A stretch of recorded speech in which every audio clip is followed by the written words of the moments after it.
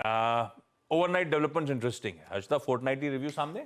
जी हाँ आशीष, वो fortnightly review के तहत ये ओएनजीसी पर भारी पड़ता हुआ दिखाई देगा, क्योंकि यहाँ पर क्रूड ऑयल पर हमने देखा है वो एक बार फिर वो प्राइस हाइक आता हुआ। तो डेटा पॉइंट आपकी स्क्रीन पर आ जाएगा, जहाँ पर ओएनजीसी ऑयल इंडिया के लिए दरअसल ये ज़्यादा लागू होता हुआ दिखाई देगा।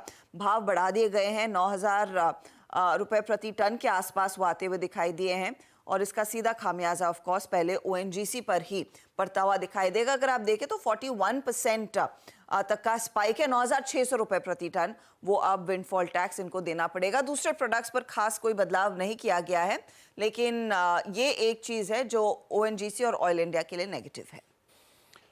ओके, दिक्कत वाली खबर है, पर क्रूड उछल रहा है। कल की रिपोर्ट्स हाईलाइट कर रही हैं कि इंट्रिंसिक वैल्यू तो ओएनजीसी की कहीं ऊपर नजर आती है। उस रिपोर्ट पर रिएक्ट कर रहा था ये 5-5.5% ऊपर।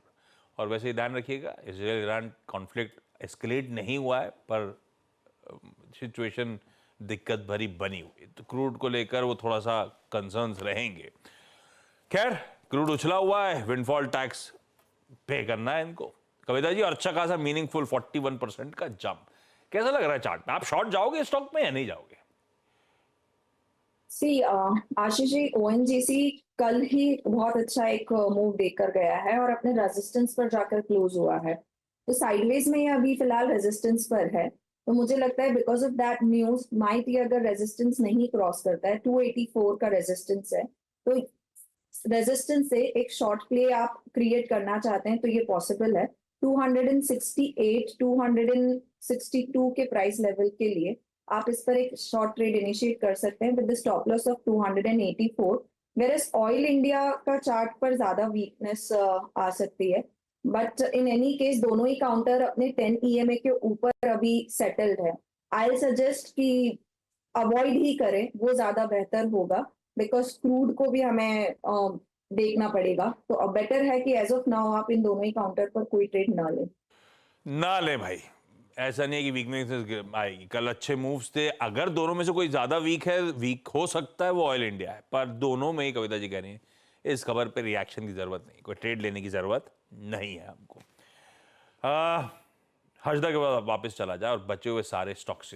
हर्षदा, कौन कौन से दूसरे काउंटर्स जो रेडार पर रहेंगे उसमें आप हैप्पी फोर्जिंग्स जोड़कर रखेंगे। इनके हाथ दरअसल एक लीडिंग टियर 1 ऑटोमोबाइल मैन्युफैक्चरर की तरफ से ऑर्डर हाथ लगा है। इनको ब्रेक फ्लैंजेस, पैसेंजर व्हीकल्स जिसमें यूटिलिटी व्हीकल्स और साथ ही साथ पिकअप ट्रक्स जुड़े हुए हैं, वो सप्लाई करना है। लेकिन ध्यान रखिएगा ये ऑर्डर कब से इनको देना है, Q4 ऑफ FY26 या फिर Q1 ऑफ FY27 से शुरू होंगे और दिसंबर 2034 तक इनको ये सप्लाई करने हैं। ऐसी स्थिति में 60 से 70 हजार करोड़ 60 से 70 करोड़ के ऑर्डर्स सालाना आधार पर आते हुए दिखाई देंगे।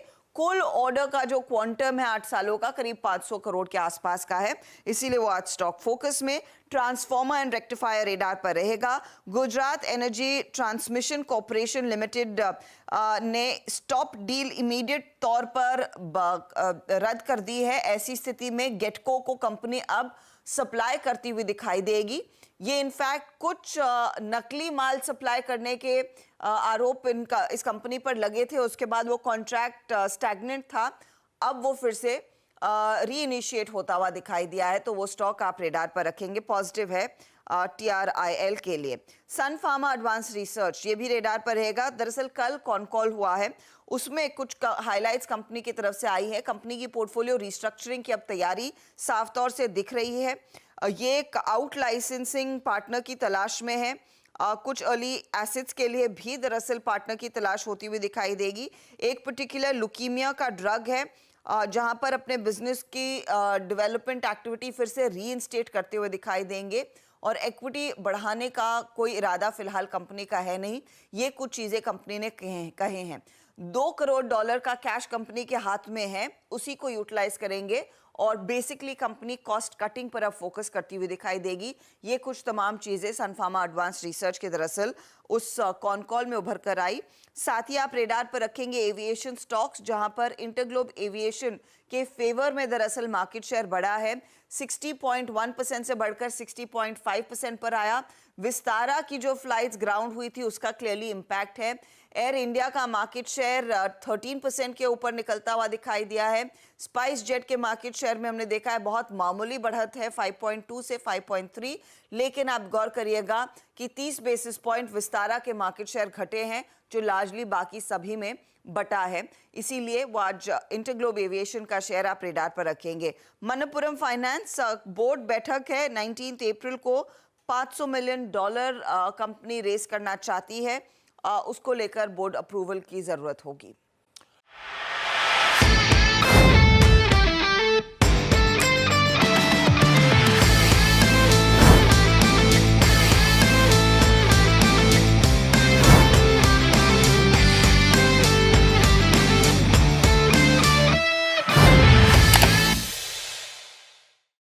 बता दें कि मनी कंट्रोल पर दिए गए विचार एक्सपर्ट्स के अपने निजी विचार होते हैं। वेबसाइट या मैनेजमेंट इसके लिए उत्तरदायी नहीं है। यूजर्स को मनी कंट्रोल की सलाह है कि कोई भी निवेश निर्णय लेने से पहले सर्टिफाइड एक्सपर्ट की सलाह लें।